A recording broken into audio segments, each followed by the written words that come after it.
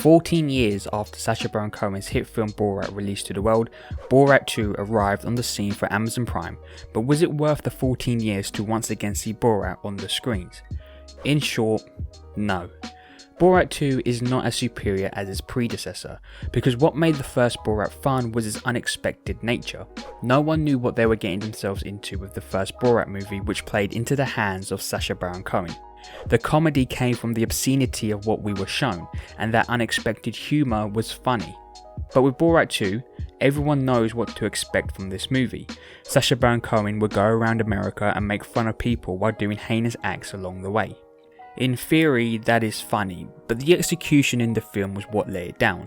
Borat 2 had an almost impossible task that was confronted in the movie. A lot of people know Borat, and because of that, the film takes the decision to dress Sacha Baron Cohen up in disguises.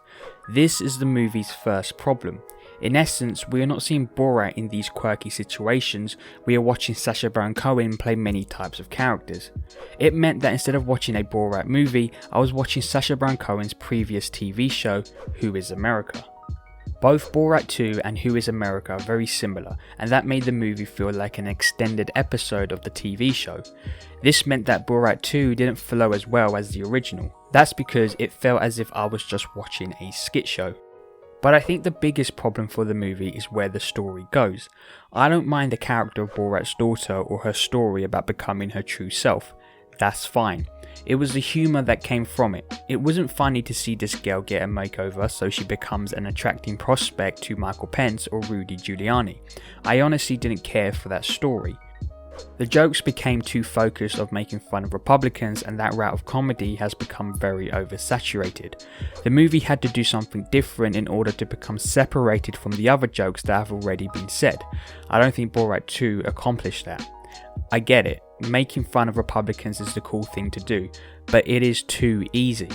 The first Borat balanced its humour against everyone, not just a single entity. That's why it was funny, because everyone was made fun of. Borat 2 just feels like it was making fun of Republicans and that's it, which becomes boring after a while.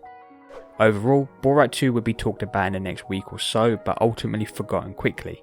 It comes down to this: which movie would you watch in 2 years' time? The first Borat or Borat 2? I know which one I'll choose.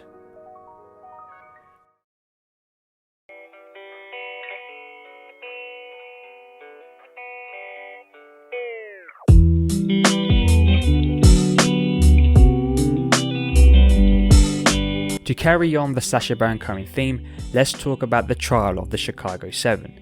Written and directed by Aaron Sorkin, the film follows the trial of 7 activists plus one Black Panther leader, where they are seen as guilty of causing a riot in Chicago during the build-up of the Democratic National Convention in 1968. This movie and Borat 2 are both political films that talk about today's climate, and even though the trial of the Chicago 7 was based in the 1960s, it does a better job of encapsulating today's issue within America. Police brutality is on the forefront of the debate within the trial, whether it was the police that started the rioting or the 8 defendants. I never heard about this trial before, so I was going in blind, not knowing which direction the movie was going to go, and I was infatuated with the movie, never getting bored or losing my bearings on what was happening.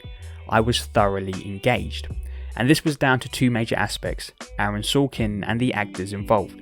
Aaron Sorkin is a brand, and people know what they're coming into when watching a movie that is written by him. You know you are going to get funny and witty dialogue that never loses your engagement, and that's what we got here. There is this crispness when it comes to Aaron Sorkin dialogue. You know that's not how people speak in real life, but the sentences just flow so naturally that it is like a symphony being played. Coupled with the acting, especially that of Mark Rylance, the whole movie becomes a flowing musical score of dialogue, acting and camera movement, everything working as one. Sorkin's directing was clever, with the interjecting of real-world footage playing a major part in telling this story, and that footage allows the movie to bring back the seriousness of the subject. This isn't just an Aaron Sorkin maze of wit, it is a subject that is as important back then as it is right now. The film is chalked up full of amazing talent, from the aforementioned Mark Rylance to Eddie Redmayne, Joseph Gordon-Levitt and John Carroll Lynch, just to name a few, with Mark Rylance and Frank Langella, who plays the judge, stealing the stage. Both were excellent to watch. The biggest shame of the movie is I would have loved watching this in the cinema. It doesn't garner the biggest screen, but I think a movie of this quality deserved an auditorium full of people. If you're looking to get your Sacha Baron Cohen fix, then I would recommend watching this movie over Borat 2, because Sacha Baron Cohen plays a wonderful mix of comedy and drama interchangeably.